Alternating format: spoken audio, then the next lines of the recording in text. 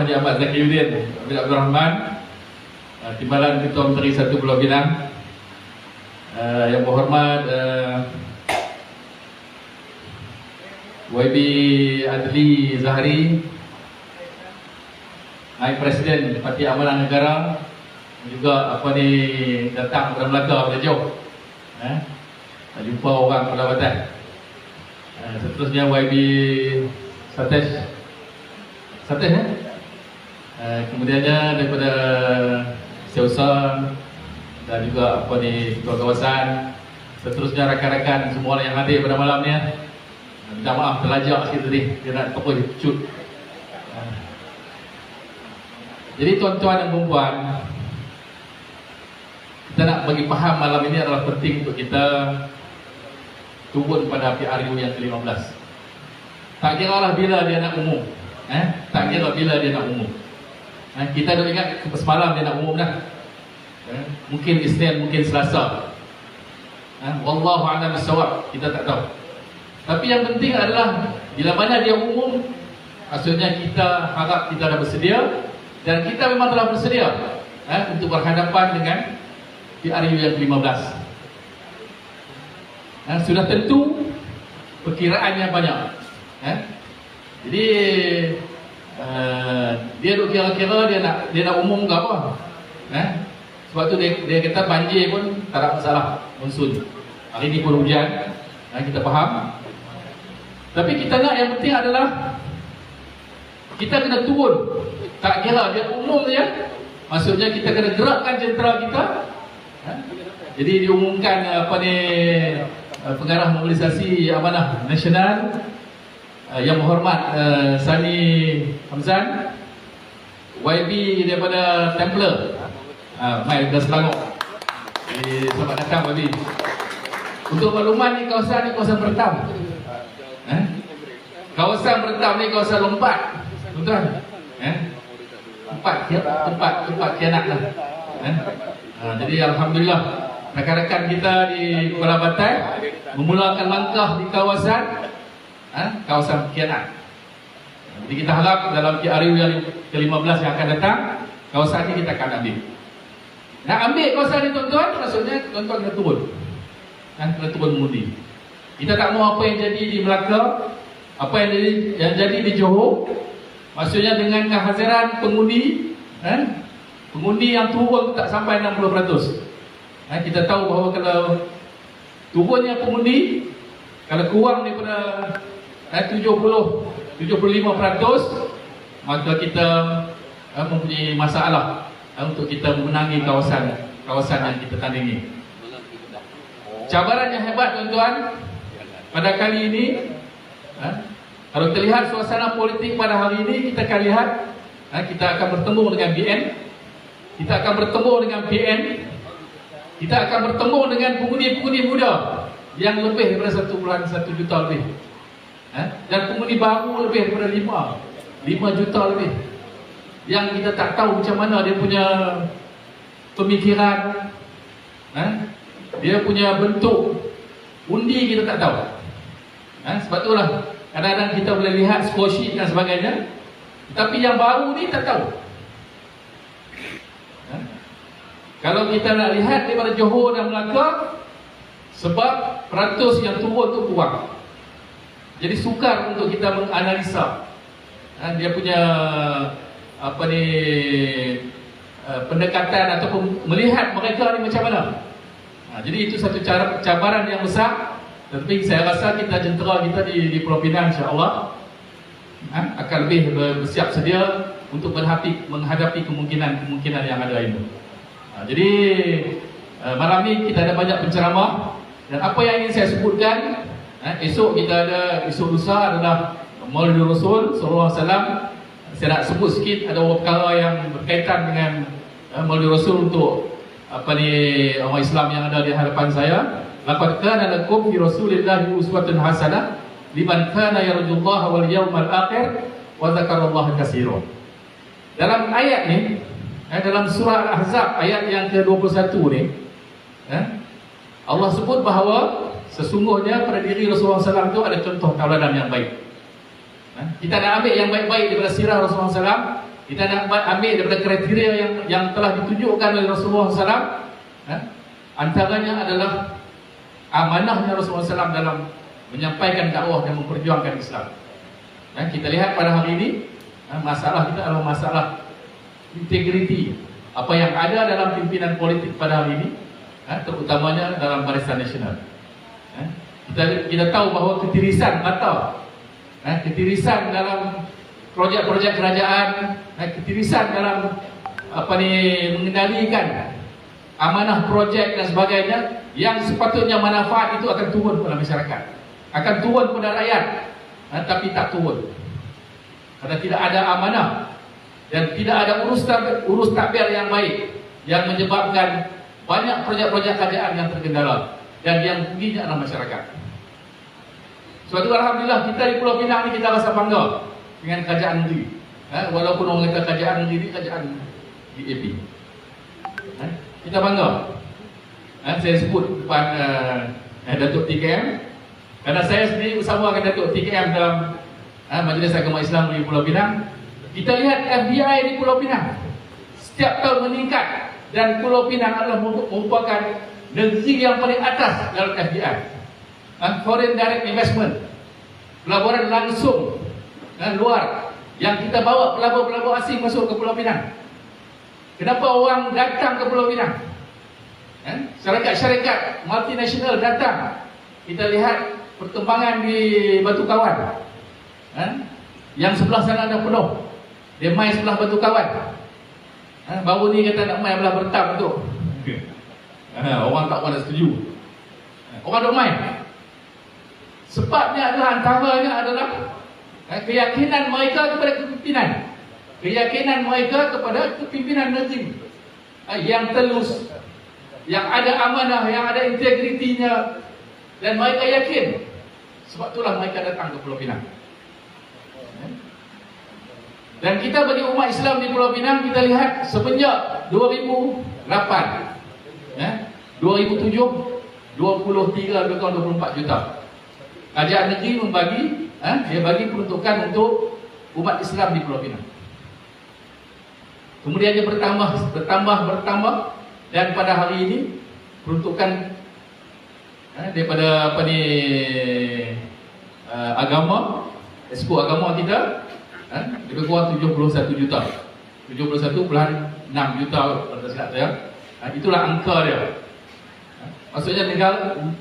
Maksudnya kerajaan negeri di Pulau Pinang tidak mengabaikan umat Islam di Pulau Pinang, dan kita mempunyai perancangan yang besar. Sebab itulah dengan adanya kepimpinan yang telus, dengan adanya kepimpinan yang beramanah, banyak manfaatnya akan kembali kepada rakyat.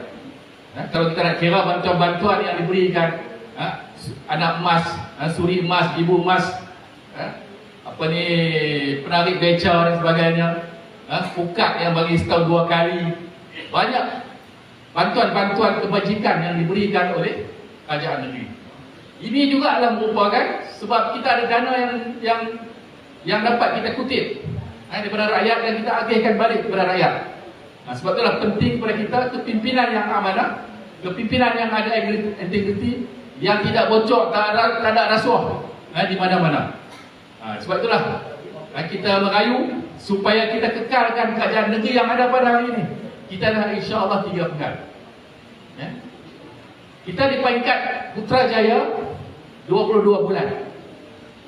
Walaupun 22 bulan, banyak benda yang kita dah buat, terutamanya anak-anak muda. Undi 18 tahun. Bukan senang nak bawa untuk diluluskan dalam parlimen. Kita bawa undi 18 tahun. 18 tahun boleh mengundi, kan? 16 tahun boleh kahwin, 18 tahun tak boleh undi. Kahwin boleh, undi tak boleh. Orang boleh kahwin, orang yang ada boleh memegang tanggungjawab, boleh ambil tanggungjawab. Tapi 16 tahun, 17 tahun boleh kahwin, undi tak boleh. Sesuatu yang pelik. Jadi 18 tahun alhamdulillah boleh mengundi pada kali ini, dan jumlahnya besar, 1 juta lebih yang akan insya-Allah mengundi dan akan mencorak landscape politik tanah air. dan kita harap dengan kejujuran kita, dengan keamanan kita, dengan integriti kita dalam PH, kita harap mereka ini akan boleh, kita boleh mengambil undi-undi mereka, untuk mereka memberi kepada kita, dan insya-Allah memenangkan kita, membawa kita ke Putrajaya. Kita nak pergi ke Putrajaya. Kerajaan negeri insya-Allah akan kita kekalkan. Kita nak ambil balik Bertam ni. Bertam ni dulu adalah kawasan kita ni adalah kawasan PH. Walaupun dulu kita bertanya tentang logo ni keadilan, maksudnya kita ini adalah kawasan Pakatan Harapan. Kita akan ambil balik. Jadi kita harap mereka orang yang duduk di Kuala Batas boleh terjatuhkan kepimpinan yang ada, daripada menteri yang kita ada ni, dan juga kita mengambil balik Bertam dan memenangkan kawasan-kawasan dalam Parlimen Kepala Batas. Jadi kita harap itulah hasrat kita dalam himpunan kita pada malam ni, untuk kita fahamkan tuan-tuan. Yang penting adalah tuan-tuan kena turun undi. Kalau kita lebih ceramah, sembang kuat di kedai kopi, kalau tak turun undi, hilanglah undi, hilanglah suara tuan-tuan dan perempuan untuk memenangkan Pakatan Harapan di Pulau Pinang dan juga di Malaysia secara amnya. Jadi saya ingat setakat itu dulu secara ringkas yang boleh saya sampaikan. Jadi terima kasih banyak kepada tuan-tuan dan perempuan. Jadi kita harap kita boleh tolak BNPN. Tolak BNPN. Tolak BNPN. Tolak BNPN.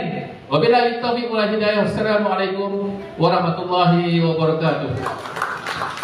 Waalaikumsalam warahmatullahi wabarakatuh.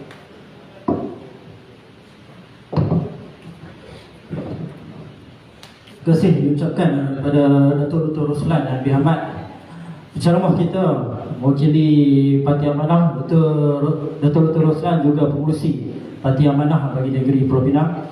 Tuan-tuan, puan-puan, hadirin hadirat yang dihormati sekalian, hari ini daripada petang tadi kita banyak orang cerita pasal bajet yang dikatakan terbesar, bajet yang terbesar dalam sejarah Malaysia, 372.3 bilion, meningkat 12% berbanding 2022. Perbelanjaan operasi 272.3 bilion, perbelanjaan pembangunan 95.1 bilion.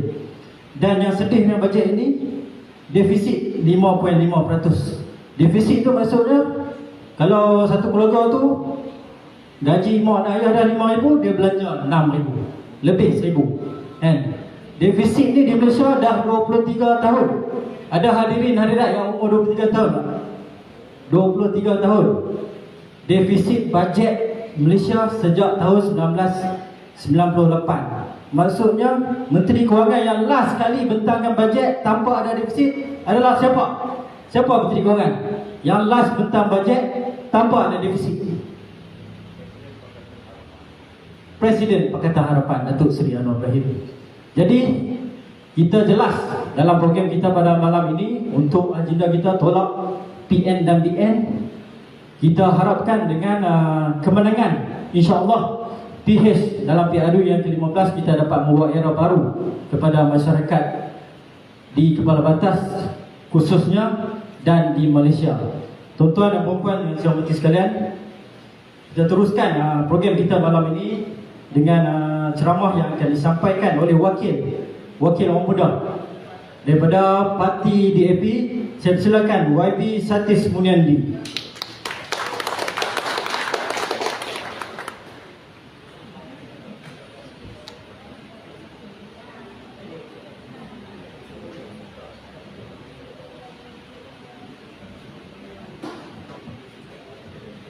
Terima kasih saudara pengacara majlis. Beliau nyatakan saya wakil muda. Saya nampak ada wakil muda sebenarnya. Saya pun dah terkeluar daripada golongan muda. Umur saya dah 37 tahun dah. Walaupun nampak tua, muda lagi dah, tapi orang-orang muda tak terima saya sebagai muda sebab melebihi umur 35. Tuan-tuan dan puan-puan, yang saya hormati Datuk Insinyur Datuk Zaki, Timbalan Ketua Menteri Negeri Pulau Pinang, Adun Pinang Tunggal merangkap Adun Angkat Bertam.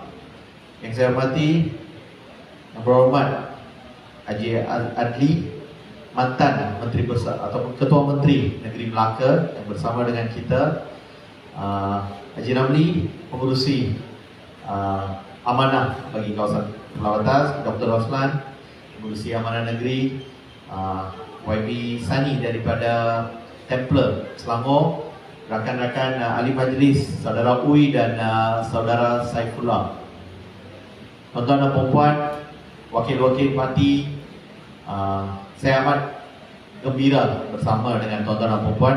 Dah mula dah mood pilihan raya. Saya nak datang tadi, saya nak minta maaf sebab saya datang dari jauh, dari pulau, sangkut dalam jam 2 jam. Datang sini tengok ada orang yang datang dari jauh lagi. Mantan Ketua Menteri kita dari Melaka pun datang. Dia datang awal lah, dan juga Adun daripada Selangor. So saya tak kira jauh sangat lah. Saya merupakan salah seorang Adun di kawasan Seberang Perai Utara, di mana Kepala Batas, Bagan dan Tasik Lugo adalah bahagian parlimen di kawasan Seberang Perai Utara ini. So saya mengambil kesempatan ini untuk datang bersama-sama dengan tuan-tuan untuk naikkan semangat saya masuk ke dalam pilihan raya, pentas pilihan raya. Kita dah nampak dah bayang-bayang dia, bila-bila masa sahaja. Tetapi kerajaan Pakatan Harapan ataupun Kerajaan Negeri Pakatan Harapan di Selangor, Penang dan Negeri sudah pun mengumumkan kita tidak akan bubarkan Dewan Undangan Negeri. Sebab apa? Sebab sekarang musim tengkujuh, hari-hari hujan. Tuan-tuan di Kepala Batas hari-hari hujan tak? Saya duduk di Juru, setiap malam mesti ada hujan. So saya duduk di kawasan yang tinggi sikit, saya tak takutlah.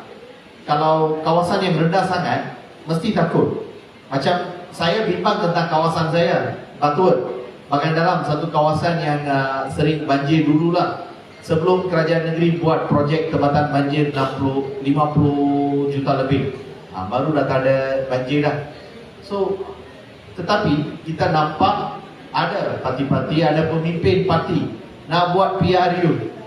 Ada seorang menteri daripada Barisan Nasional, MIC, Saravanan, bila dinyatakan di parlimen tak perlu buat pilihan raya masa banjir, dia kata biarlah, biar rakyat marah, kami akan hadapinya.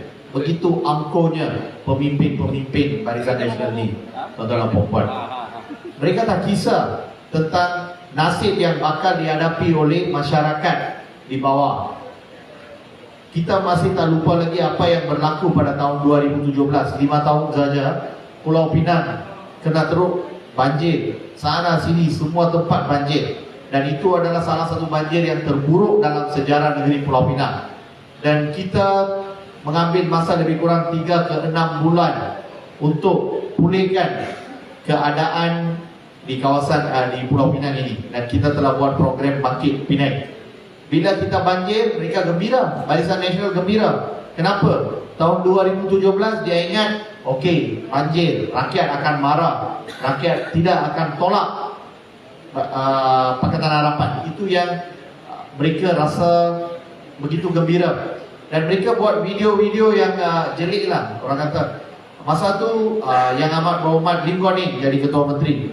So bila dia jumpa Najib yang jadi Perdana Menteri pada masa itu pun muka sedih. Dia kata susah, taulah, muka sedih dan sebagainya. Tetapi beliau rayu demi negeri Pulau Pinang, demi rakyat. Itu mereka tak kisah. As long as kita dapat apa yang kita impikan, mereka sudah cukup. Sama juga kita hari ini kita ada dalam program Jelajah Tolak BNPN. Dua-dua ni macam kembar siap. Satu perkataan saja berbeza, BN dan PN. Dulu Tan Sri Muhyiddin jadi Perdana Menteri, dia walaupun keadaan sudah pulih, dia pergi buat darurat. Kenapa? Dia nak selamatkan diri dia. daripada digulingkan oleh UMNO.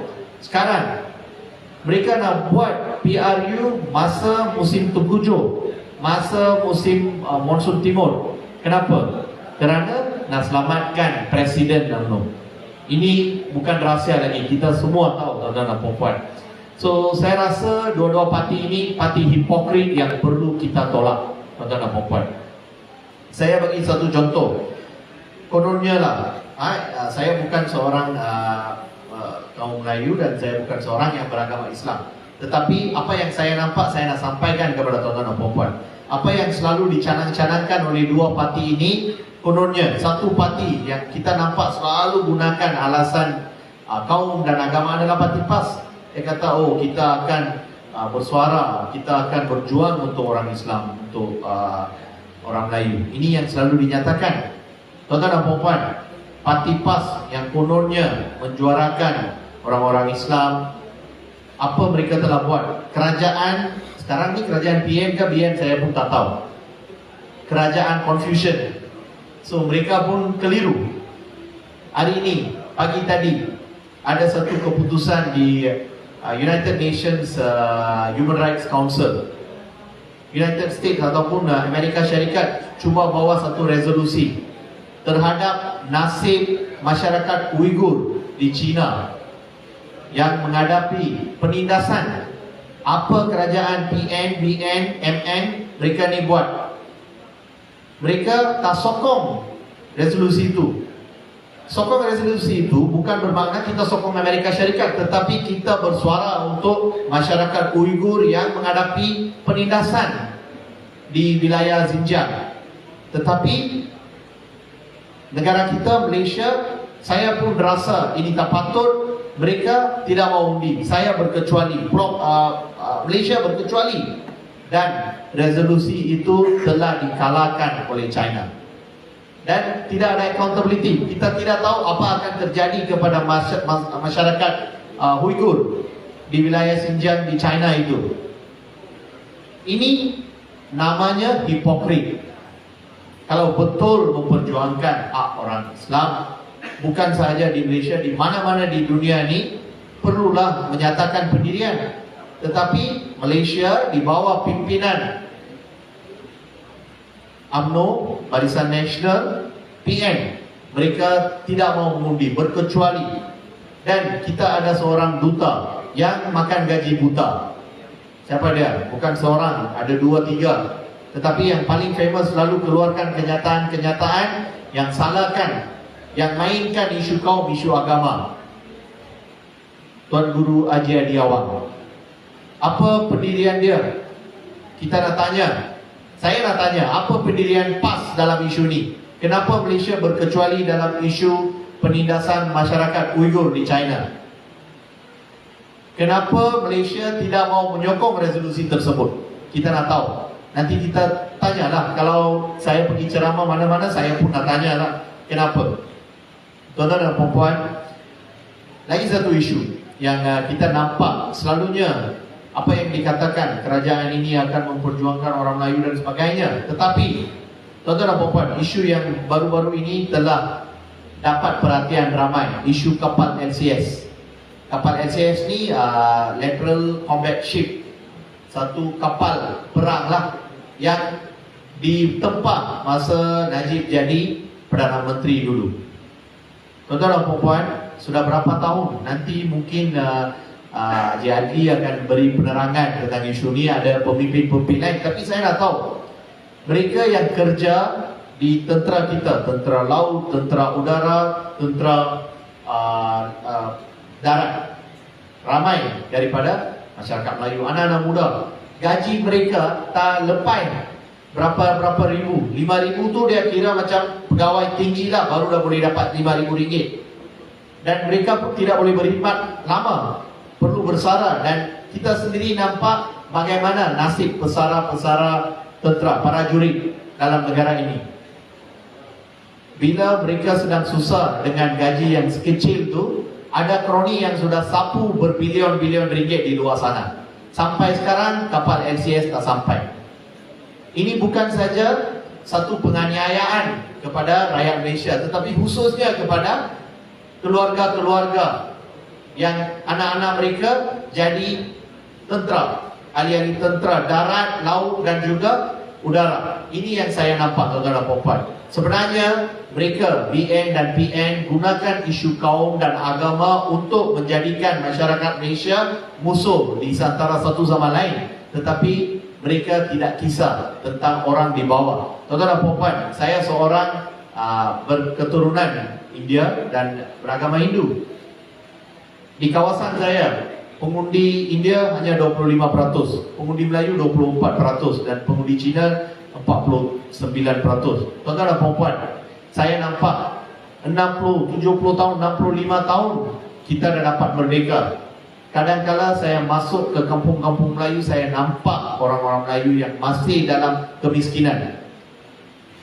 Apa yang kerajaan Barisan Nasional yang kononnya UMNO dulu, kini dan selamanya memperjuangkan untuk bangsa Melayu, apa yang mereka telah buat untuk mereka yang di bawah seperti ini? Bukan seorang dua, ramai kita nampak.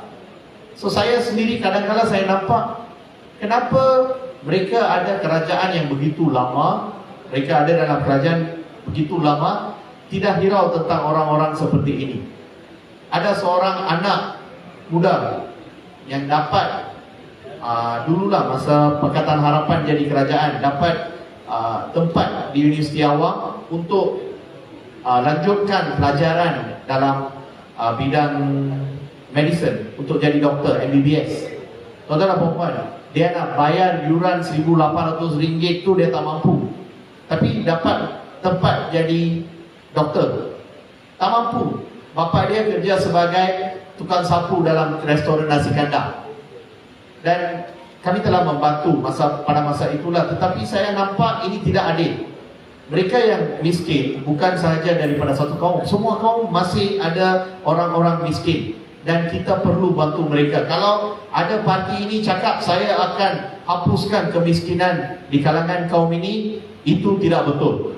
Mereka tidak ikhlas. Mereka nak gunakan nama kaum, nama agama untuk their selfish interest. Ini yang saya nampak. Bukan sahaja parti UMNO ataupun PAS, MIC, MCA sama juga. MIC 65 tahun dia sudah jadi dalam kerajaan, tetapi kita lihat orang-orang India masih lagi miskin. Dapat tempat dalam universiti pun mereka tak dapat bayar. Dia buat universiti beratus juta ringgit di Semeling, Kedah. Dia kata, okey, anak-anak muda India yang tak dapat tempat dalam perubatan, kita akan carikan tempat. Kita akan bagi tempat dalam AIMS University. Berapa orang dapat? Semuanya mereka buat bisnes untuk their selfish interest. Tuan-tuan dan puan-puan, ini yang saya nampak. Ketamakan diri sendiri itu sahaja. Tuan-tuan dan puan-puan, saya harap tuan-tuan dan puan-puan perlu faham bahawa kita perlukan kerajaan yang adil untuk semua. Ini saya nampak semasa pemerintahan Pakatan Harapan.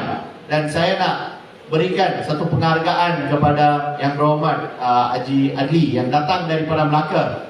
Dulu semasa beliau menjadi Ketua Menteri, saya telah pergi ke Melaka. Saya nampak orang India semuanya sokong Haji Adli. Ini Ketua Menteri yang bagus, dia kata. Beliau adalah daripada Parti Amanah. Dulunya mereka semua daripada PAS, tetapi mereka lihat ini pemimpin yang jaga semua kaum. Saya pergi kepada tempat orang Cina, mereka puji, inilah pemimpin yang kita nak. Beliau tidak pernah, tetapi ada tak beliau menggadaikan hak orang Melayu ataupun kepentingan orang Melayu? Tidak ada. Malah saya nampak di bawah Pakatan Harapan di Melaka, rezak Melayu di Melaka pun telah bertambah, ya, betul lah Haji? Kita perlukan pemimpin-pemimpin yang sebegini, yang tidak kira kaum, tidak kira agama dalam membantu rakyat di bawah sana.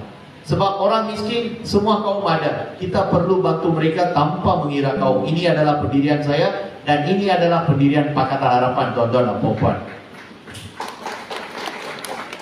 Saya rasa sudah sampai masanya kita tolak politik perkauman yang selalu mainkan isu ni. Kata, oh orang India macam ni, orang Cina macam ni, oh mereka musuh dengan kita. Tak betul, tuan-tuan dan puan. Di luar sini kita nampak kita rakyat Malaysia, biar kaum Melayu, Cina, India, kita semua boleh hidup sama-sama. Apa masalahnya di alam sosial media, media sosial? Mereka ini dibayar untuk buat satu bayangan di media sosial, kononnya kita ada dalam satu konflik. Sebenarnya tak ada. Saya nampak memang kita harmoni. Satu masyarakat Malaysia, kita sudah jadi satu keluarga. Kita tidak perlukan slogan keluarga Malaysia Ismail Sabri. Yang itu tipu. Di luar dia cakap keluarga, di dalam dia mainkan isu perkauman. Ini tak sihat. Asalnya pun kita sudah jadi satu keluarga besar rakyat Malaysia, kita semua tuan-tuan dan puan. So apabila saya nak terangkan satu sahaja lagi, selalu mereka kata Pulau Pinang, Pulau Pinang ni habislah orang Melayu ditindas dan sebagainya. Nanti Datuk Zaki akan terangkan kenapa Pulau Pinang negeri yang salah satu negeri contoh kepada orang Melayu, orang Islam di seluruh negara ini. Tuan-tuan dan puan, saya nak tanya, di dalam semua negeri di Malaysia ini, yang Kelantan PAS memerintah hampir 30 tahun dah sekarang, ada tak dia buat digital library untuk orang Islam? The first Islamic digital library di Malaysia adalah dibuat di Pulau Pinang, tuan-tuan dan puan. Selalunya orang luar yang datang, mereka kata, Pulau Pinang ni, orang Melayu, orang Islam tertindas lah. Ini saya pernah dengar sendiri. Dia kata sana azan pun tak boleh pasang loudspeaker. Saya cakap orang yang dengar cerita ni gila. Orang yang cakap ni mungkin dia tak gila, dia tahu yang dia bohong. Yang percaya tu mesti gila. Agama Islam adalah agama persekutuan, tidak yang boleh dinafikan hak tersebut. Kita perlu hormat. Semua hormat itu adalah kandungan perlembagaan persekutuan kita, tuan-tuan dan puan. Mana siapa nak berani nak cabar tu, tuan-tuan dan puan? Tak ada. Ini mereka dah gunakan, mereka cabar. Tak ada siapa cabar. Malah Pulau Pinang adalah satu-satunya negeri di seluruh Malaysia ini azan pagi berkumandang 2 kali, tuan-tuan dan puan. Mana ada negeri lain? Kelantan pun tak buat. PAS di Kedah ada tak dia buat? Yang dia tahu, dia selalu nak potong air Pulau Pinang. Dia pergi main air di air terjun, dia susun batu. Dia cakap macam ni saya nak halang air ke Pulau Pinang. Tuan-tuan, Menteri Besar sana, dia orang pelik sikit lah, nak cakap banyak-banyak tentang dia. So tuan-tuan dan puan, saya nak nyatakan di sini, jangan percaya kepada fitnah-fitnah tersebut. Malah dulu saya pun pernah beritahulah salah seorang rakan saya daripada UMNO. Saya kata, dulu masa korang perintah Pulau Pinang, berapa peruntukan untuk agama Islam? 30 juta. Siapa? UMNO kononnya dulu kuat, Kosukun jadi ketua menteri, 30 juta. Itu pun 30 juta yang paling banyak. Di Pulau Pinang nanti Datuk akan terangkan 45, 60 sampai 120 juta pun untuk masyarakat Islam di Pulau Pinang, tuan-tuan dan puan. Ini kerajaan yang selalu dilabel sebagai kerajaan anti-Islam. Tuan-tuan dan puan sendiri tahu adakah ia benar atau tidak. Satu lagi saya nak rakamkan penghargaan jugalah adu angkat kawasan Bertam, Datuk Zaki. Sejak beliau menjadi Exco Agama, saya nampak masih lagi ada banyak perubahan, reform dibuat dalam institusi-institusi agama. Saya orang yang bukan beragama Islam, saya sendiri nampak. Dulu saya pernah lihat tahun 2008 macam tu, kita mohon, masa tu PAS ada dengan kita, ada yang mohon untuk bantuan zakat apa, lambat. Ada seorang pengundi saya, makcik tu dia datang nak buat operation mata, dia minta RM6,000. Saya cakap, makcik, saya adum saja, saya bukan exco, saya ada duit kecil-kecil sikit saja. Okey, saya bagi makcik RM1,000. Tak apa, kita bantu mohon zakat. Boleh dapat, mungkin boleh tambah, mungkin anak-anak makcik semua boleh tolong. Okey, saya mohon. Saya ingat mungkin zakat boleh bagi RM2,000 ataupun RM3,000. Lepas tu 2 hari, 3 hari kemudian makcik tu call saya, YB, saya dapatlah bantuan zakat. Berapa makcik? Dia bayar semua RM6,000. So RM1,000 tu makcik bonus lah. Itu RM1,000 makcik simpan lah. Okey lah, makcik simpan lah untuk pergi hospital. Macam ni, tuan-tuan puan, ini saya nampak dengan mata saya sendiri. Dan saya pun cadang kepada Datuk Zaki dalam Dewan Undangan Negeri. bila masa bulan Ramadan, bantuan zakat yang dihagikan tu saya mintalah bukan diberikan untuk kepada sesiapa. Saya kata untuk golongan masyarakat Islam yang fakir. Saya beritahu Datuk dalam Dewan Undangan Negeri, saya masih ingat, saya kata Datuk, selalunya bagi beras, minyak, gula ni, tak semestinya mereka memerlukan barangan ini, mungkin mereka perlukan barang lain. So, boleh tak Datuk berikan satu voucher? Next Ramadan saya nampak sudah mula voucher dah. Mereka boleh pilih barangan apa yang mereka nak. Saya nampak inilah kepimpinan yang dengar kepada suara daripada bawah, suara rakyat. Ini apa yang disampaikan kepada saya sampaikan kepada beliau, beliau pun dengar. Tuan-tuan dan puan-puan, ini sudah tiba masanya kita cakap dengan orang-orang luar bahawa apa yang dinyatakan di luar sana adalah tipu belaka. Pulau Pinang bukan negeri anti-Islam. Malah kita sudah nampak penambahan penduduk kita, lebih ramai orang Melayu datang ke negeri Pulau Pinang. Saya nampak orang-orang Kedah, 4,000 orang sedang bekerja dalam sektor perkhidmatan awam kita. Orang-orang Kedah, dia datang kerja di sini. Apa yang mereka cakap tu tipu. So kalau orang luar datang sini, cakaplah, sini tak ban lah, azan masih ada lagi. Malah 2 kali pagi azan ada di Pulau Pinang. Boleh bagi tahu dekat orang-orang luar sana. Inilah saya minta dengan tuan-tuan dan puan-puan. So kita sama-sama rakyat Malaysia, tak kira kaum, agama ataupun pendirian kita dalam isu-isu lain, kita perlu bersatu untuk kalahkan dua parti pengkhianat ini, BN dan PN.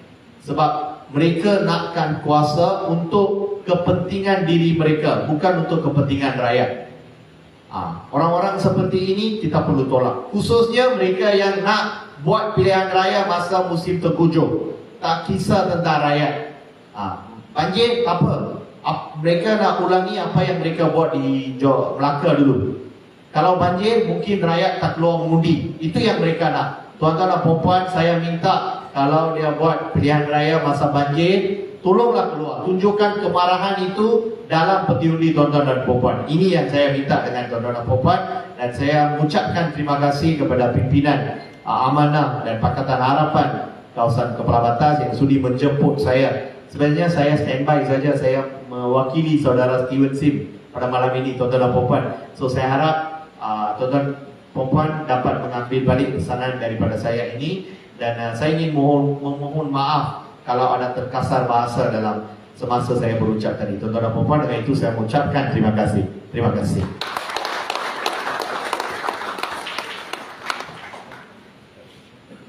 Terima kasih ucapkan kepada YB Santis Munandi, Ahli Dewan Undangan Negeri bahagian dalam. Tuan-tuan dan puan-puan, kita teruskan ceramah tolak PN dan BN pada malam ini. Kita raikan kehadiran pengarah Biro Mobilisasi Amanah Nasional. Saya menyebut saudara yang berhormat Sani Hamzan bagi menyampaikan ceramah. Silakan.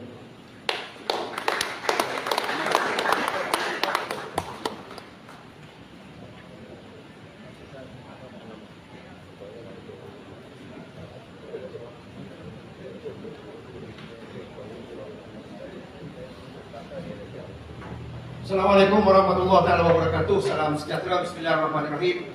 Alhamdulillahirabbil alamin wassalatu wassalamu ala asyrafil anbiya'i wal mursalin wa ala alihi wa sahbihi ajmain. Yang saya muliakan pengacara majlis, yang saya muliakan Timbalan Ketua Menteri Pulau Pinang. Inilah negeri yang tadi disebutkan tanah Islam ni. Ni, hari ni kita ada kampung di negeri yang tanah Islam, yang anti Melayu, yang anti raja-raja ni. Yang tadi disebutkan oleh Adun kita, Saudara Sakti, saya menyatakan bahawa di Pulau Pinang ni tak boleh azan. Ini tuan-tuan, kalau kita pun percaya juga dengan UMNO Barisan Nasional ni, dengan Perikatan Nasional ni, kita pun sama-sama banganglah dengan UMNO Barisan Nasional. Kita nak sebutkan Pulau Pinang ni ada masjid. Ada masjid, ada masjid. Masjid ada, surau ada, madrasah ada, Mahat Hafiz ada, orang Melayu ada, orang Jawa ada, orang Minangkabau ada, orang Aceh ada. Orang apa yang kita nak di Pulau Pinang ni? Semua ada. Sebab itu tuan-tuan dan puan, isu perkauman ni dah tak laku dah sekarang ni. Isu perkauman dah tak laku dalam negara kita ni. Kita dah 65 tahun kita merdeka ni. Mungkinlah sekitar tahun 70-an, 80-an dulu dia boleh main isu perkauman. Dia boleh main isu pembangunan. Kalau tak ada undur barisan nasional, nanti sekolah tak ada undur barisan nasional, nanti hospital tak ada undur barisan nasional, nanti jalan raya tak ada. Tuan-tuan, isu pembangunan ini selesai apabila buat pertama kali di atas nama Barisan Alternatif atas nama Pakatan Rakyat, kita mengambil alih kerajaan kepimpinan 5 negeri dalam negara kita ni. Saya datang daripada negeri Selangor. Selangor ni dah 15 tahun UMNO Barisan Nasional tak ada. Selangor ada jalan raya, Selangor ada hospital, Selangor ada sekolah, Selangor ada balai polis, Selangor ada balai bomba. Dan sekarang ni pun rakyat negeri Selangor berjumlah 7 juta orang. Dan saya sebagai rakyat negeri Selangor pun kalau boleh cukuplah masuk dekat negeri Selangor ni. Sebab padat dah. Dan 2-3 malam saya ceramah dengan Exco Kak Rozia, dia beritahu. Dia kata kebanyakan yang mari ni datang daripada Kelantan, yang mari ni datang daripada Terengganu, yang mari ni datang daripada Kedah. Yang cari makan, yang bekerja di negeri Selangor. Tadi Abdul kita pun beritahu. Rakyat daripada negeri Kedah datang mari ke Pulau Pinang. Kita tak jadi masalah. Engkau Johor ke, engkau Melaka ke. Ni bekas Ketua Menteri Melaka ada sama dengan kita pada malam ni. Yang berbahagia Datuk Dr. Roslan, Tuan Haji Ramli, pimpinan-pimpinan Pakatan Harapan Negeri Pulau Pinang, pimpinan-pimpinan Pakatan Harapan, Kepala Batas, tuan-tuan dan perempuan yang dimuliakan lagi dirahmati oleh Allah Subhanahu wa ta'ala. Sebab itu isu pembangunan ni tuan-tuan dah tak laku dah sekarang ni. Pulau Pinang ni mana ada UMNO? Mana ada Barisan Nasional? Negeri maju. Tadi disebutkan macam-macam suri yang diberikan oleh kerajaan Pulau Pinang yang diketuai oleh seorang Cina daripada DAP. Tak dengar kita Pakatan Harapan perintah di Pulau Pinang ni ada orang Melayu yang mati. Tak dengar kita Pakatan Harapan perintah di Pulau Pinang ni ada yang orang Melayu yang kita kapak dia punya badan dia. Tak dengar kita. Jadi bila nak pilihan raya ni dia mainkan semula isu perkawanan anti-Islam, anti Melayu, anti raja-raja. Nak mentafsir balik perlembagaan negara ni. Dan yang lebih teruk tuan-tuan dan puan-puan yang menyatakan bahawa Pakatan Harapan anti kepada Islam ini adalah datangnya daripada Presiden Parti Islam se-Malaysia PAS. Dulu dia bersama-sama dengan kita. Dulu DAP menentang darurat. Dulu DAP kawan kita. Dulu. Sekarang ni Tanjung Piai pergi ke Dumai. Dari Dumai naik kereta, balik keluar undi beramai-ramai. MCA kawan kita.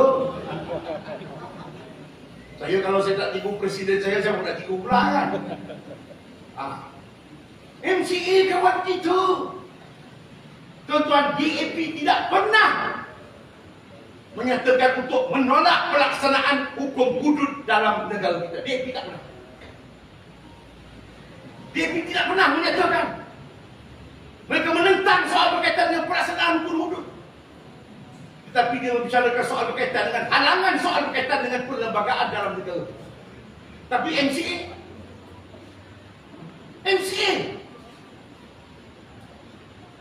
MCA terang-terang.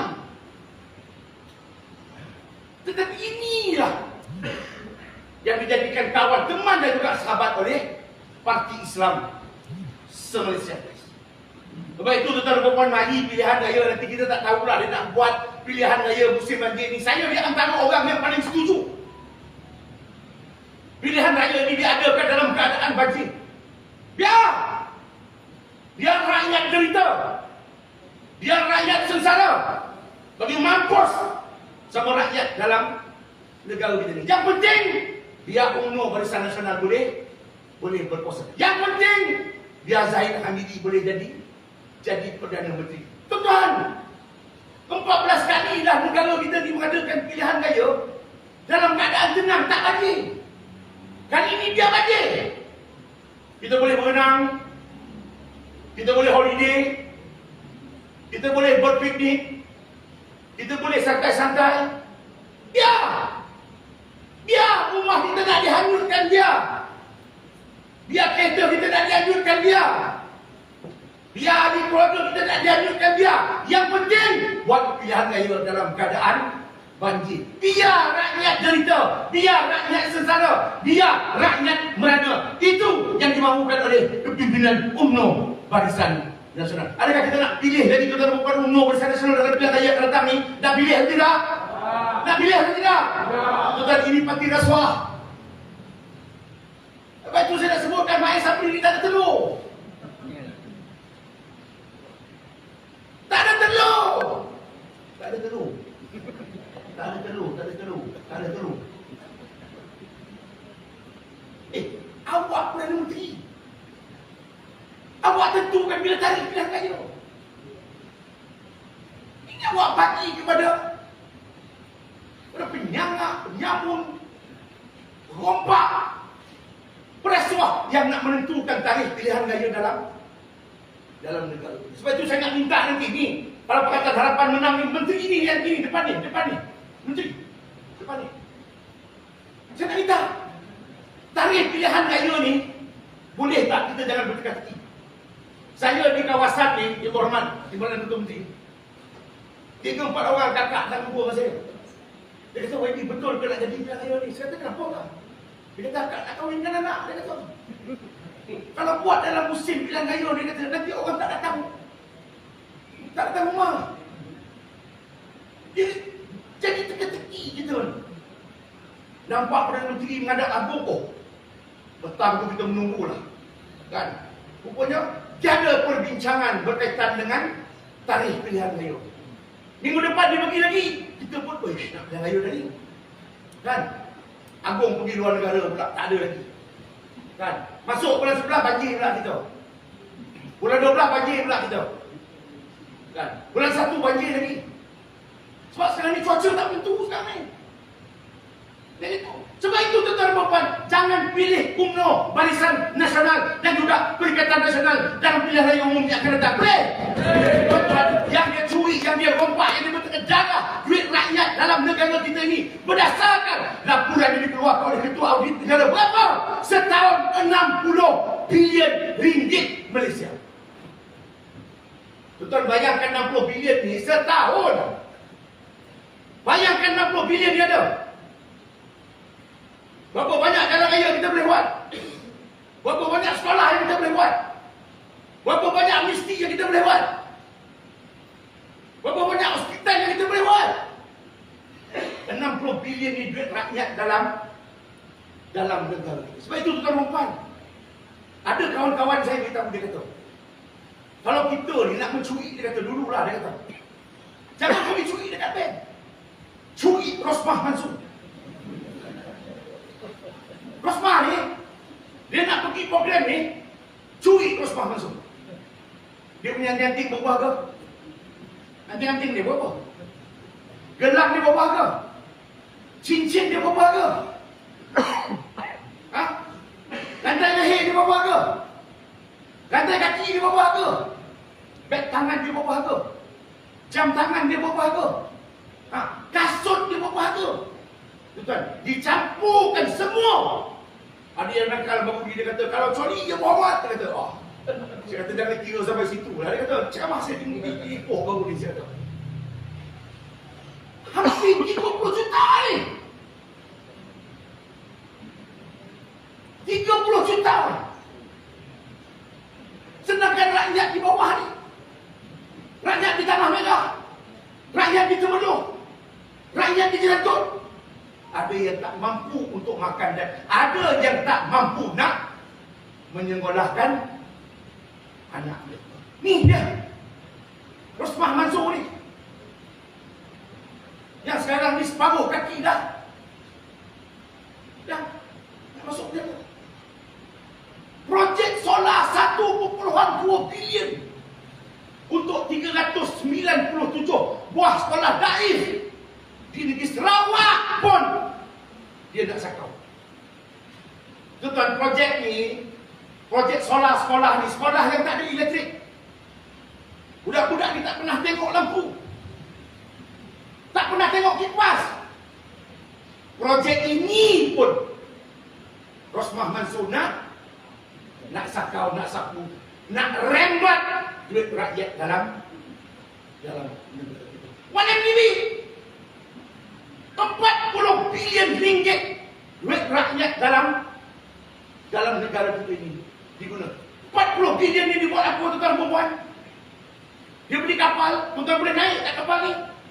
Pernah naik atau tidak? Dia beli apa? Dia beli apartmen bawah. Dia beli apa? Dia beli hotel. Dia beli apa? Dia beli kondominium. Dia buat apa? Dia beli geliga harga 2.6 juta ringgit. Dia beli apa lagi? Dia buat filem, blue film. Apa cerita blue film? Tunduk pula kecil tu. Duit kita tu dia buat belanja, buat video blue film. 40 bilion buat apa? Upah pelacur. Ni tuan-tuan dan puan. Sebab tu bila Najib Tun Razak masuk penjara, ni saya nak learning lah. Saya nak learning. Bila Najib masuk penjara, ada di kalangan pimpinan-pimpinan PAS yang beritahu. Mereka tak percaya Najib itu salah. Mereka tak percaya Najib itu dipenjarakan. Dan mereka menyatakan bahawa terpenjaranya Najib Tun Razak seolah-olah seperti terpenjaranya Nabi Allah Yusuf. Najib ni rank Nabi. Nabi Allah Yusuf.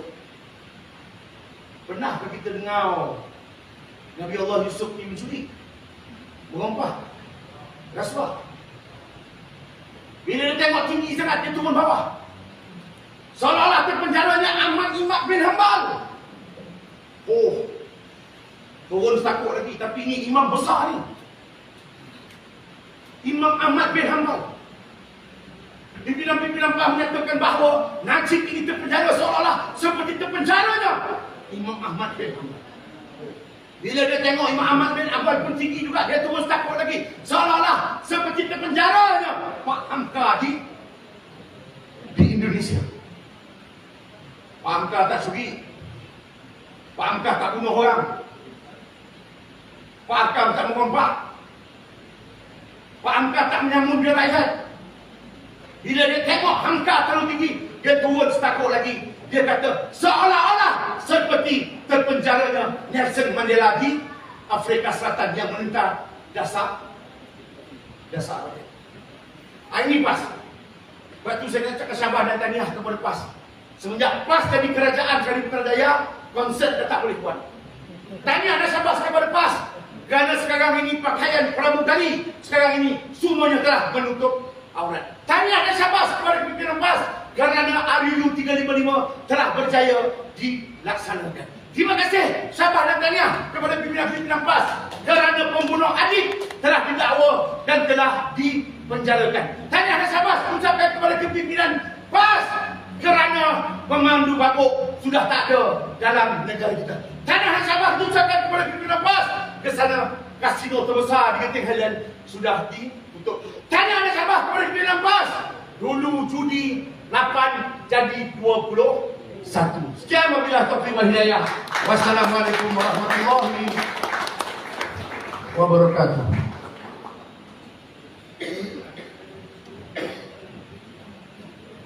Terima kasih diucapkan kepada Yang Muhammad Sani Hamzan, Pengarah Biro Mobilisasi Amanah Nasional, yang juga Adun Templar daripada Selangor, didatangkan khas.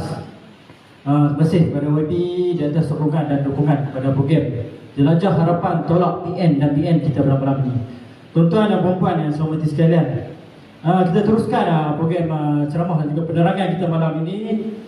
Saya ingin silakan individu penting di atas program Khairul Ummah yang telah dilaksanakan oleh Kerajaan Negeri Pulau Pinang, individu penting yang juga Ketua Cabang Keadilan Kepala Batas. Saya ingin silakan Yang Berhormat Datuk Insinyur Zakiuddin bin Abdul Rahman. Silakan.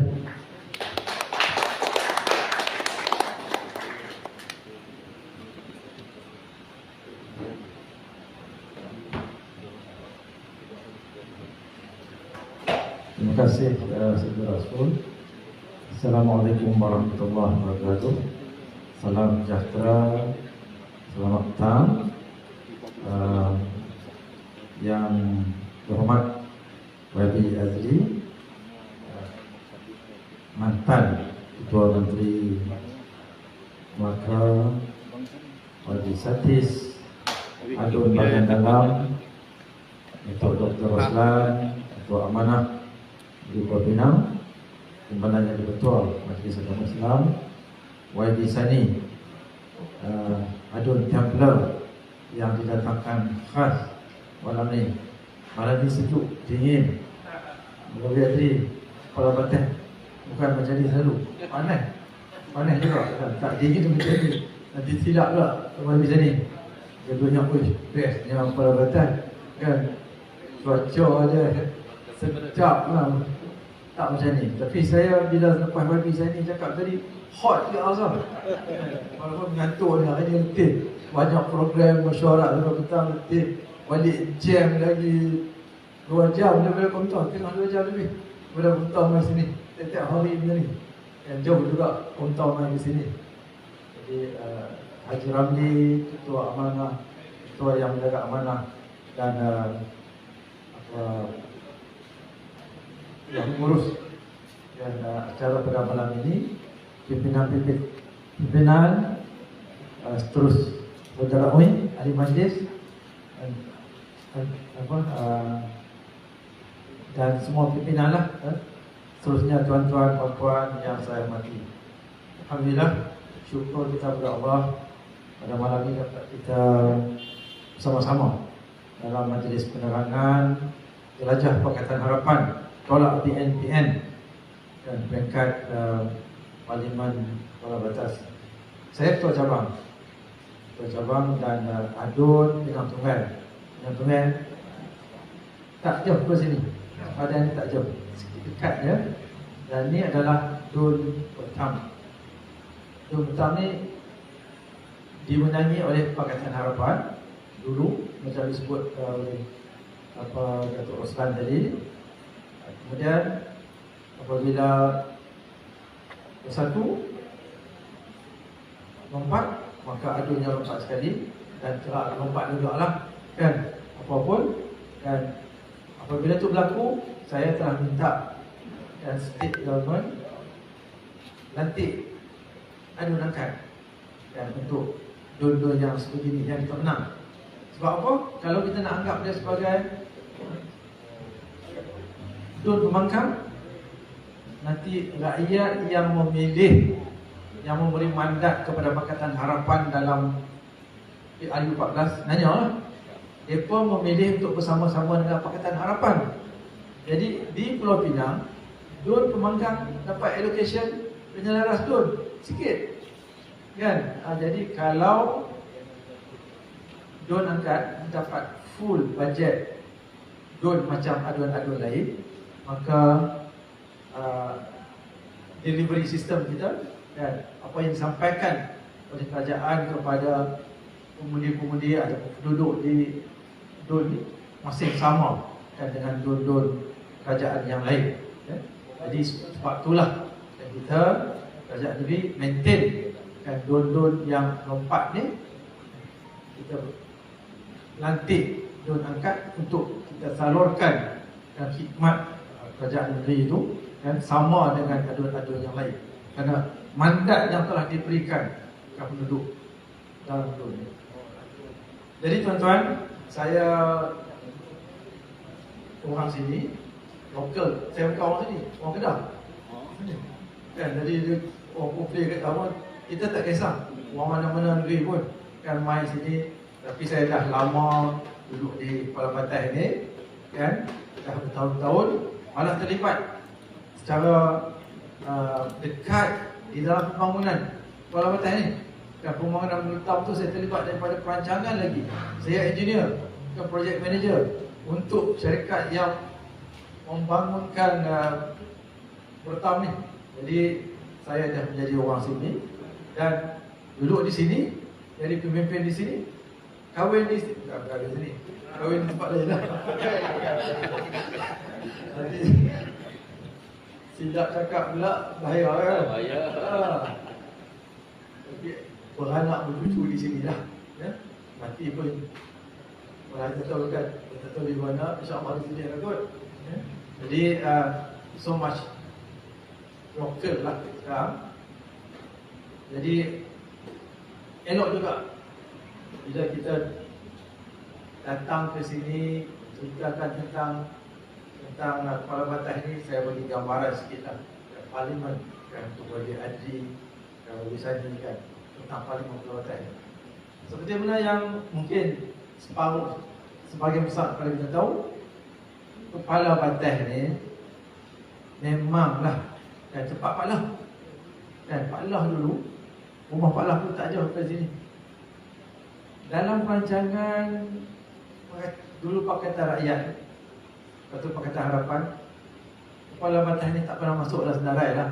Kalau nak kira, kalau nak tolak campur Cina kata kan, nak kira berapa banyak kita nak dapat untuk form kerajaan, Kepala Batas ni duduk bawah sekali lah kot kan. Hebatnya UMNO Barisan Nasional di sini. Di sini memang 80% orang Melayu.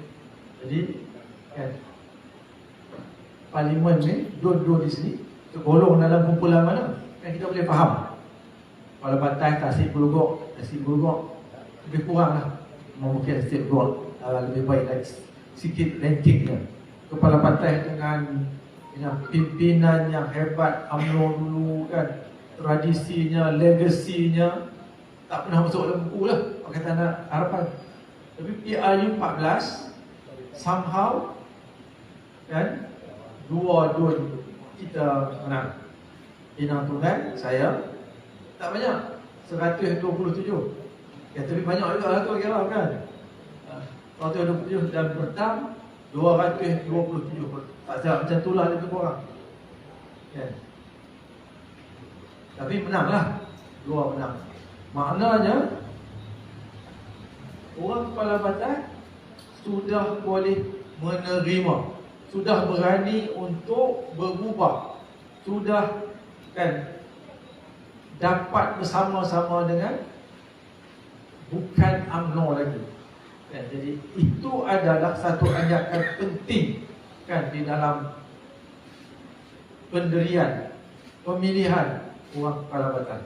Ini kan kita boleh jadikan sebagai satu orang kata satu yang baru kan di dalam politik Kepala Batas ni kan. Jadi kepada Pakatan Harapan, kepada kita lah yang semua, jangan discount Kepala Batas kan dalam PRU 15 ni. Walaupun kan mungkin pada satu ketika baru-baru ni kita rasa bimbang sangat dengan kedudukan Pakatan Harapan, dan ada shift yang besar apabila Johor, Melaka, Sabah, kita melihat seolah-olah satu trend yang lari daripada kita kan. Tapi apa yang kita dapat di Kepala Batas yang patut kita jadi panduan bahawa peluang terbuka sekiranya kita dapat memberikan satu gambaran yang jelas, gambaran harapan yang tinggi kepada penduduk Malaysia ini, bahawa kita dapat memberikan satu kepimpinan, satu pemerintahan yang mereka boleh harapkan. Jadi orang Kepala Batas telah tunjukkan tidak mustahil kan, PRU 15 yang kita akan hadapi ini, sekiranya kita kan dapat convince semula kan orang Malaysia bahawa apa yang kita telah tunjukkan pada 22 bulan dulu kan, setelah kita ditipu, setelah kita dikhianati kan, kita akan dapat sambung semula apa yang telah kita berikan kepada rakyat Malaysia selama 22 bulan, dengan kita tonjolkan negeri-negeri yang masih lagi di dalam genggaman kita, Selangor, Negeri Sembilan dan Pulau Pinang. Sebagai contoh, kan, di dalam kita menghadapi cadangan untuk pilihan raya ni saja, kita melihat bagaimana rakusnya parti UMNO cuba untuk menjalankan, untuk mengadakan pilihan raya, kan, tak kira apa akan berlaku kepada penduduk Malaysia. Di Pulau Pinang, kan, kajian di Pulau Pinang pada awal dulu, kan, kalau kita lihat masa mula-mula ura-ura nak diadakan pilihan raya pada tahun 21 kalau tak salah, kan, kita membantah sebab masa tu Covid, kan. Kemudian apabila reda sikit Covid, lagi ura-ura nak buat pilihan raya, kan. Kita juga membantah kalau awal tahun dulu, kan, tahun lepas kita bantah sebab masih lagi kita menghadapi Covid, suasana yang tidak selamat dari segi kesihatan. Maknanya kita mendahulukan kepentingan rakyat. Itu lebih penting daripada kepentingan berkuasa. Kemudian awal tahun 22 ni, ura-ura kuat juga untuk mengadakan pilihan raya. Kerajaan ini kita masih membantah sebab pada ketika itu rakyat dilihat banyak yang susah dari segi ekonomi, kan. Ekonomi kita agak teruk, kan, selepas PKP dan kejatuhan ekonomi serantau kilang-kilang kita, kan, perniagaan banyak yang meleset, kan, dan ramai orang yang kehilangan pekerjaan. Maka kita mahukan kerajaan ataupun kita tumpuan kerajaan diberikan kepada membangun semula ekonomi. Jadi kita juga membantah masa itu. Dan sekarang apabila nak dibuat pilihan raya dengan begitu berlojoh sekali pun kita membantah, kan, sebab keselamatan rakyat. Kita sedang menghadapi, kan, climate change yang banyak negara sedang mengalami, kan, banjir, cuaca yang tidak menentu. Malahan, kan, Jabatan Meteorologi amat tidak recommend kalau, kan, program-program yang melibatkan orang ramai macam pilihan raya ni nak diadakan pada musim banjir ini, sebab akan menyusahkan rakyat, akan mengakibatkan keselamatan rakyat. Jadi kita mementingkan, kan, rakyat lagi daripada kuasa. Itu ini menunjukkan bahawa Kerajaan Pakatan Harapan sentiasa meletakkan kepentingan rakyat itu above all, dan itu apa yang kita perjuangkan selama ini. Itu adalah kiraan yang kita ambil setiap kali yang kita nak mengadakan perkara-perkara yang besar yang melibatkan rakyat. Jadi itu beza kita dengan mereka. Jadi di kepala batas, tuan-tuan, kepala batas saya sebut tadi, memanglah, kan, kalau nak dikira peratus orang Melayu kat sini, kita letakkan parlimen ini sebagai antara yang terbawah lah untuk kita, untuk Pakatan Harapan mendapat kepentingan di sini, ya. Pada PRU 14 dulu 60,000 undi. Kalau betul, ajar tadi, ya, kita dapat 4,000 short, 4,000 je, kan. Jadi dalam PRU 15 nanti, kan, ada peningkatan undi sampai 85,000, itu lebih kurang, kan, lebih kurang 80,000 lebih lah. Dan penambahan peningkatan itu adalah yang penghijrahan di sini, dan juga automatik, kan? Automatik yang 18 tadi. Di mana kita? Di mana kita? Adakah kita dapat mendekatkan hati pengundi-pengundi untuk memilih kita? Tak mustahil, kan? Seperti yang saya cakap tadi, kan? Kalau kita dapat sampaikan, sebab di Pulau Pinang apa yang diwar-warkan oleh UMNO, PAS, kan? Di dalam pemerintahan 22 bulan tu Melayu terpinggir, kan? Raja-raja Melayu, kan, terancam. Ini adalah slogan-slogan yang selalu digunakan. Saudara Satis, saya tak payah sebut lagi. Saudara Satis dah senaraikan, kan, apa yang dibuat untuk umat Islam di Pulau Pinang ni. Ini adalah bukti yang jelas bahawa kita Pakatan Harapan, kita memerintah negeri ini negeri majmuk, dan kita tidak pernah membandingkan, kan? Wabi Satis, saya dengan dia kemarin kita di Masjid Bagadaram merasmikan pusat komputer masjid, yang semua komputer tu disumbangkan oleh Wabi Satis, 10 buah komputer, ya, untuk anak-anak. Ini adalah satu contoh yang kecil lah.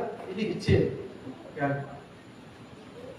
Tapi daripada contoh kecil inilah, kan, itu adalah polisi kita, cara kita menyampaikan khidmat kita kepada rakyat. Yang kecil pun macam tu, dan sehinggalah yang sebesar-besar pun, kan, kita rakyat adalah sama. Kita tidak membezakan agama, bangsa, semuanya rakyat kita. Tanggungjawab kerajaan untuk kita menjaga semua rakyat dari semua aspek ekonomi, aspek kesihatan, pendidikan, dan segala-galanya mendapat perhatian daripada kerajaan negeri Pulau Pinang. Dan begitu jugalah, kan, kerajaan persekutuan kita percaya bahawa apa yang ditunjukkan oleh kerajaan-kerajaan negeri kita ni adalah apa yang kita buat di peringkat pusat sana, kan? Sebab kita mempunyai polisi dan dasar yang sama di dalam pemerintahan kita, kan? Jadi tak perlu rakyat Malaysia bimbang, kan? Contoh telah ada Pulau Pinang daripada tahun 2008 sampai sekarang, kan? Mana ada macam Wabi Sani cakap, yang kebuluran ke orang Islam.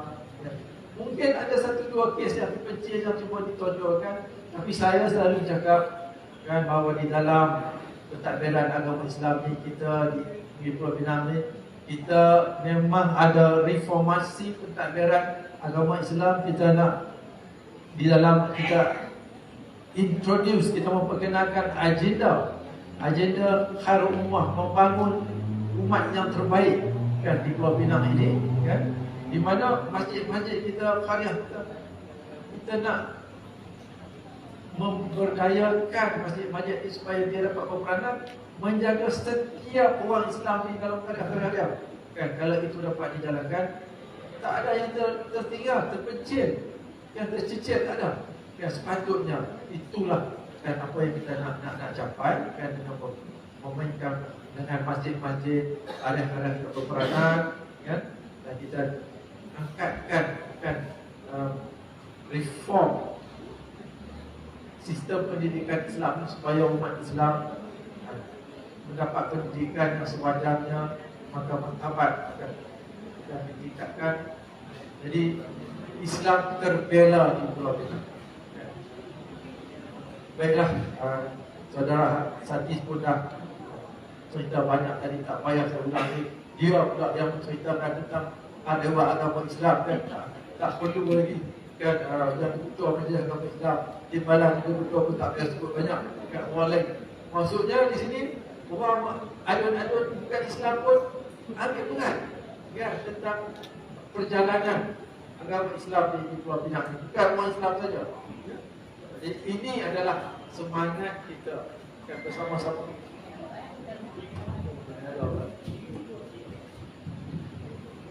Apa yang kita jalankan di Pulau Pinang ini dapat boleh menjadi contoh kan model kepada kalau kita nak tonjolkan kan tentang kemajmukan kan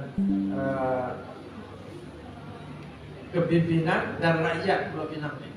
Jadi saya ingat saya tak mau panjangkan lagi, saudara YB Ali pun datang daripada jauh, banyak benda mungkin yang nak disampaikan kepada kita, nak bagi semangat kepada orang kepala batas kan. Saya pasti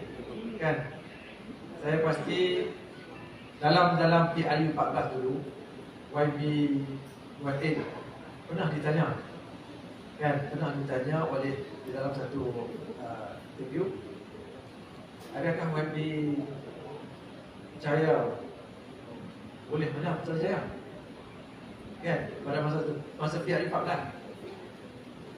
Saya kan very few people confident about winning PH akan jaya.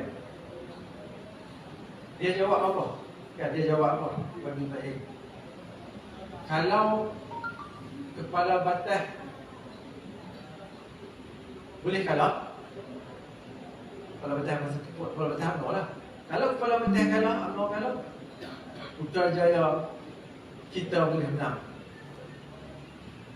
Mai PRU 14 kepala batas UMNO tak kalah, tapi Putrajaya mereka tumbang. Mana? Ya betul. Ya UMNO kalah. Adalah maksud saya Parlimen kepala batas dan itu adalah jawapan dia. Kan maknanya dia begitu confident sekali kepala batas ni memang sukar untuk ditumbangkan. Tetapi tiga dun dapat dikalahkan kan oleh dua Pakatan Harapan dan satu PAS. Maknanya tak mustahil kepala batas kita boleh tambah satu udin, satu kursi parlimen. Jadi tuan-tuan, semangat itu yang kita akan bawa dalam PRU 15 nanti. Sekian, wabillahi taufiq wal hidayah. Assalamualaikum warahmatullahi wabarakatuh. Terima kasih kita ucapkan kepada Yang Berhormat Datuk Engineer Haji Zakiuddin Abdul Rahman. Tuan-tuan dan puan, sekarang masa yang kita tunggu, yang ditunggu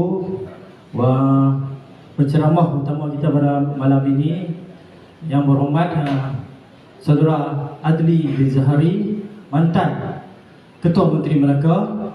Jadi saya ingin silakan Yang Berhormat.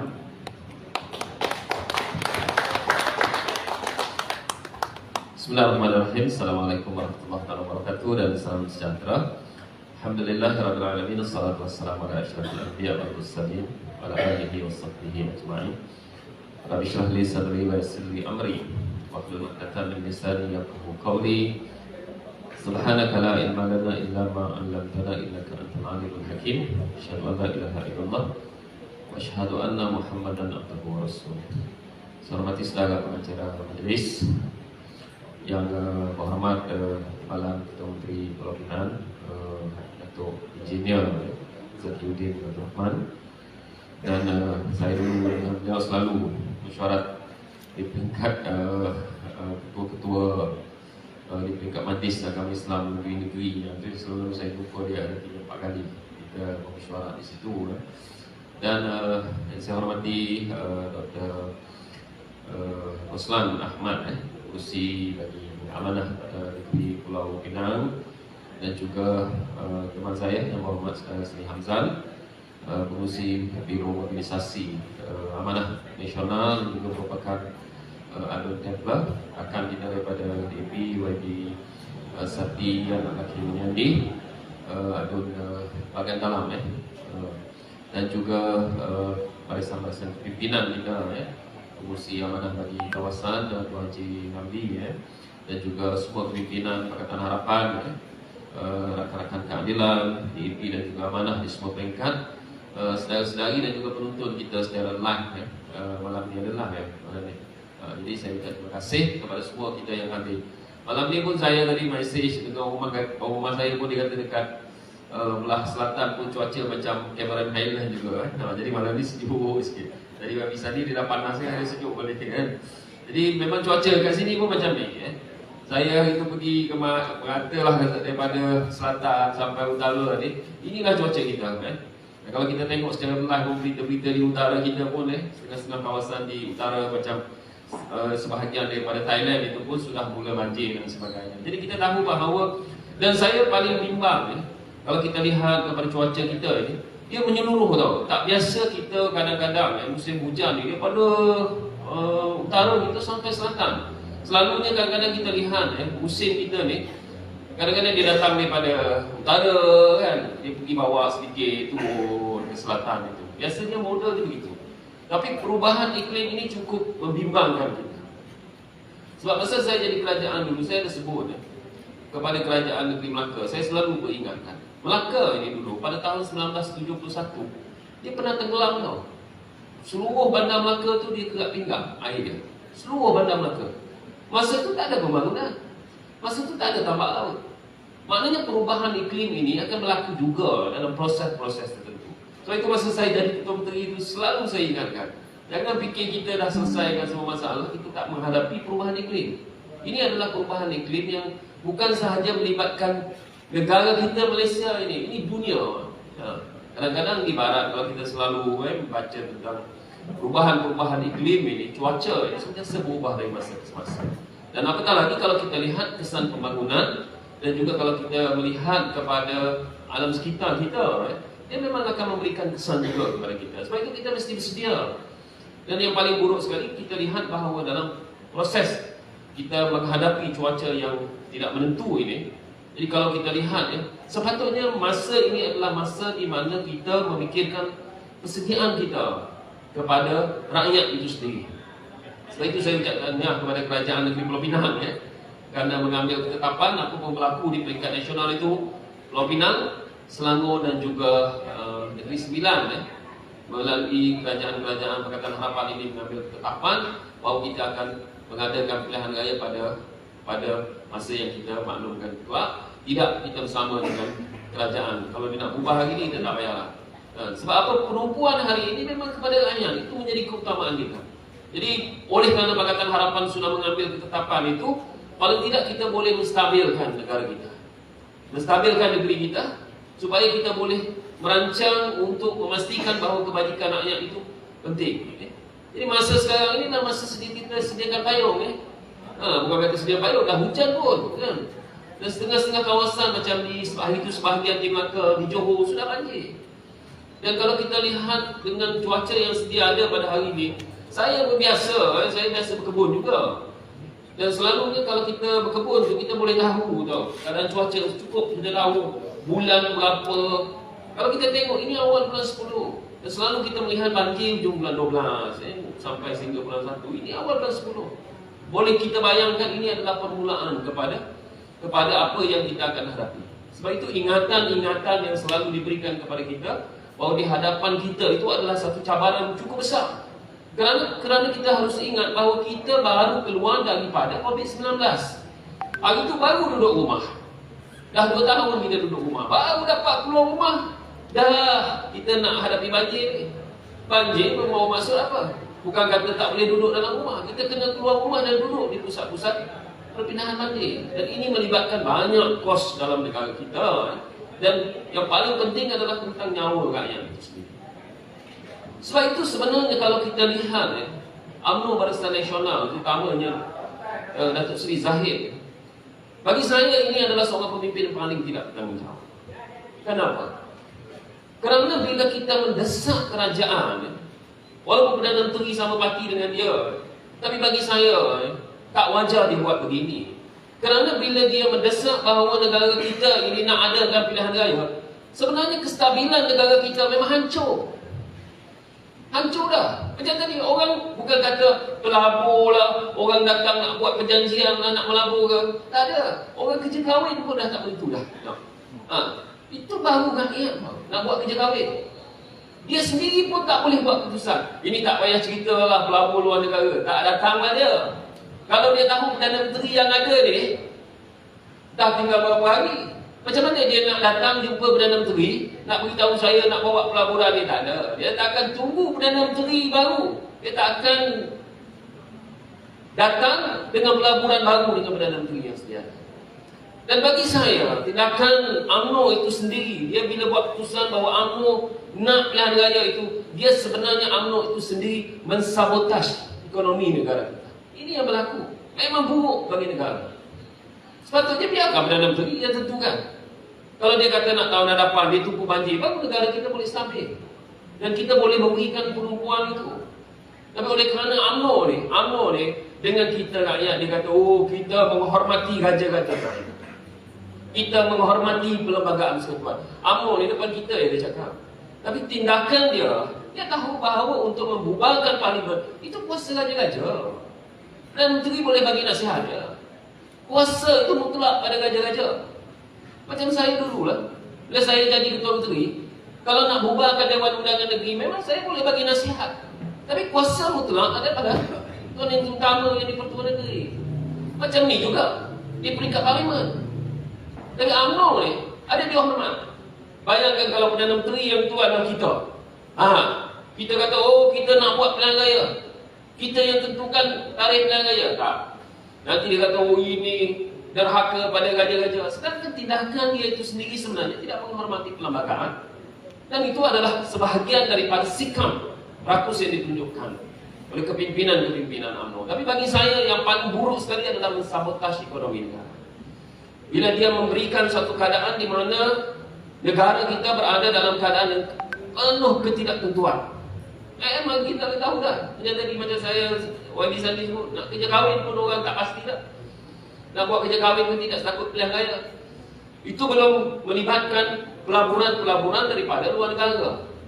Pelabur-pelabur, macam kita selalu nak itu. Pelabur-pelabur nak buat agreement, perjanjian dan seumpamanya. Keyakinan dia kepada kerajaan yang sedia ada belum tentu. Ini antara perkara-perkara yang saya fikir harus kita berikan penumpuan dan keutamaan. Dan terutamanya di Pulau Pinang, saya yakin bahawa di kala saya memimpin Melaka pun, Pulau Pinang banyak menjadi contoh kepada kita dalam isu-isu melibatkan pentadbiran kerajaan itu sendiri. Dan Alhamdulillah, macam tadi disebut, dan saya tahu bahawa cabaran paling besar kepada kita di Malaysia ini adalah cabaran isu-isu melibatkan apa yang Wabi Satihi sebut tadi. Tentang pertama adalah tentang agama itu dimanipulasi. Yang kedua adalah tentang perkauman itu diangkat sebesar-besarnya. Dan saya selalu mengulangi dua persoalan penting dalam kehidupan kita ini. Adalah pertama, kita selalu disebut Pakatan Harapan ini ancaman kepada Islam. Ini selalu disebut. Saya selalu menyebut bahawa ini semua adalah satu pembohongan kepada sistem kita. Kerana ancaman kepada Islam itu sendiri dalam kehidupan, dan selalu saya ulang dalam pentadbiran kerajaan dulu saya sebut bahawa Islam itu diturunkan untuk menghilangkan tiga perkara ini. Itu untuk menghilangkan kelaparan rakyat itu, untuk menghilangkan kejahilan dia, dan untuk menghilangkan kebukaan. Sebab itu negara-negara yang berjaya, tak kira lah mana-mana negara berjaya, termasuk kita tengok negara yang dibina oleh Rasulullah itu sendiri, pertama mesti menghilangkan kelaparan rakyat itu. Itu negara berjaya. Sebab itu negara yang gagal adalah negara di mana kita melihat kemiskinan, rakyat hidup dalam kemiskinan. Kita tengok negeri-negeri di Malaysia ini, mana negeri-negeri yang miskin? Mana negeri-negeri yang miskin? Sabah, Sarawak, bukan tak kaya, negeri kaya, negeri yang ada minyak. Sabah, Sarawak ni tak payah banding dengan Melaka lah, kan? Tak payah banding Pulau Pinang, bukan ada minyak Pulau Pinang ni, kan? Tak ada minyak pun, negeri pun separuh darat, separuh pulau. Sabah, Sarawak negeri ada minyak, ada hasil bumi, penuh dengan kekayaan, tapi dia jadi negeri kemiskinan. Negeri yang miskin. Mana lagi negeri miskin? Kelantan, Terengganu. Sebab itu negeri-negeri yang gagal ini, macam yang kita selalu sebut kan, the failed state ini, macam Afghanistan. Kenapa kita, tuan-tuan besok saya tawarkan, saya bagi 2 tiket. Satu nak pergi London, satu lagi nak pergi Afghanistan. Agak-agak mana tuan-tuan nak pergi? Satu pergi London, satu pergi Afghanistan. Mana yang kita nak pergi? Semua orang nak pergi London. Tentulah. Pak Lepai pun nak pergi London. Kita nak pergi Afghanistan. Kenapa dia tak pergi Afghanistan? Sedangkan Afghanistan tu BMF, Buy Muslim First. Dah tak pergi. Sebab Islam itu diturunkan untuk menghilangkan kedukaan. Faktor paling penting adalah keselamatan nyawa kita. Kenapa kita nak pergi London? Bersih, negeri teratur, selamat, cantik. Tak kira lepai mana lah, dia akan ambil tiket pergi London. Dia tak pergi Afghanistan tu. Sebab apa? Sebab nilai-nilai negara yang berjaya itu negara yang masyarakatnya tak lapar, negara yang masyarakatnya tak jahil, penuh dengan pengetahuan. Kadang-kadang mengaji tinggi tapi jahilnya tinggi. Bergaduh, profesor, doktor, tapi bergaduh hukum hakam dalam agama. Itu menunjukkan bahawa masyarakat penuh dengan kejahilan. Bukan kerana cerdik, tak, jahil. Sebab itu kalau kita lihat kepentingan kita, ancaman kepada agama dalam negara kita, antaranya adalah kemiskinan. Masyarakat Melayu, masyarakat Cina, orang India, Kadazan, Iban yang miskin itu kerana apa? Kerana negara yang kaya ini, hasil kekayaan ini tidak dapat diagihkan kepada rakyat dengan cara yang sempurna. Akhirnya yang beri kesan adalah kepada rakyat. Kalau kita kata macam kita tengok dalam kes-kes rasuah dalam negara kita, setengah-setengah tempat di Sabah Sarawak itu bekalan elektrik pun tak ada. Kita dah 60 tahun merdeka, bekalan elektrik pun tak ada. Tiba-tiba nak buat solar kan? Bila bekalan elektrik tak ada, penyelesaian yang dipikirkan adalah buat solar lah, letak solar dekat sekolah-sekolah. Solar tu pun dia solar je. Tuan-tuan bayangkan. Sebab itu rasuah ini, sebab itu kenapa rasuah ini diletakkan bahawa pemberi penerima rasuah tempatnya di neraka. Kerana apa? Kerana orang membunuh dia mungkin bunuh seorang, mungkin bunuh 2 orang, 3 orang. Orang yang merompak perogol ini, mungkin lakukan 1-2 orang. Tapi rasuah ini dia lakukan pemimpin ini pada semua rakyat. Semua rakyat terkesan. Anak-anak kita tak dapat makanan sempurna, tak dapat kebajikan sempurna, tak dapat pendidikan sempurna. Bukan sebab apa? Sebab kita tak cukup duit. Kalau kita cukup duit lah anak-anak kita, semua orang boleh pergi sekolah. Sebab semua anak kecil Malaysia boleh dapat RM10 satu hari sebab duit cukup. Sebenarnya duit tak cukup. Dah lah duit tak cukup, disonglap pula. Itu sebab rasuah ini sebenarnya memiskinkan kita. Dan dia adalah ancaman kepada agama yang besar. Tapi apa berlaku kepada kita? Sebab itu kata Imam Ghazali, dia menyebut bahawa sebenarnya rosak rakyat kerana pemimpin, dan rosak pemimpin kerana ulama, dan rosak ulama kerana apa? Kerana benda, kebendaan. Ini yang berlaku dalam negara kita. Apa yang berlaku kepada rakyat kerana pemimpin-pemimpin selama ini. Orang Melayu tahu, orang Cina, orang India semua tahu bahawa pemimpin-pemimpin UMNO lah yang mengambil kekayaan negara di atas nama hidup Melayu untuk kepentingan mereka. Ini semua orang dah tahu. Cuma dia takut-takutkan rakyat. Dia kata kalau tak ada UMNO, matilah kita. Ini orang Pulau Pinang dah berapa tahun dah? Tak ada UMNO? 15 tahun tak ada UMNO. Sani berapa tahun? Ni 100 betul? Sama juga 15 tahun. Tak ada UMNO. Tak mati, tengok makin depa kan. Ada yang mati. Itu sebab dulu kalau UMNO di kempen dia kata muni pembangkang, jalan raya pun tak ada. Dulu boleh tak kan? Saya ingat lagi dulu Menteri Agama yang sekarang dia kata kalau kerajaan ni tukar, kita takkan tukar polis jadi postman, dia kata. Dulu UMNO boleh lah pakai macam tu kan. Pembangunan dia punya modal. Tapi akhirnya bila kita di Pulau Pinang 15 tahun, di Selangor 15 tahun, modal pembangunan dah tak boleh pakai lagi. Orang tahu bahawa setiap kerajaan memang mempunyai tanggungjawab kepada pembinaan infrastruktur, pendidikan, kebajikan kepada rakyat itu. Tapi persoalan hari ini adalah macam mana apa yang kita dapat itu boleh kita salurkan yang terbaik. Sepatutnya kita ini dah 60 tahun mereka, ini perlawanan kita. Sebab itu ancaman kepada agama yang macam disebut oleh Imam Ghazali itu adalah kerosakan kepada pemimpin. Itu ancaman terbesar kepada agama. Dan saya selalu mengulangi bahawa politik ini Saya cukup menghargai orang yang minat pada politik, terutamanya orang muda. Politik ini menentukan kehidupan kita semua. Gaji kita pun minimal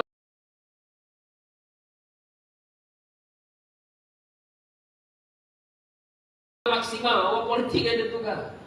Anak-anak kita di sekolah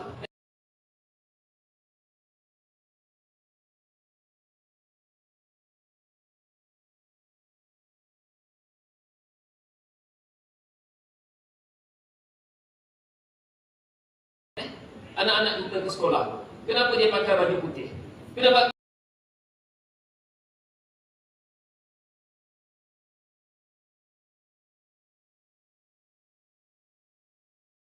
dia pakai kain biru? Kadang-kadang ada baju putih, kain biru, ada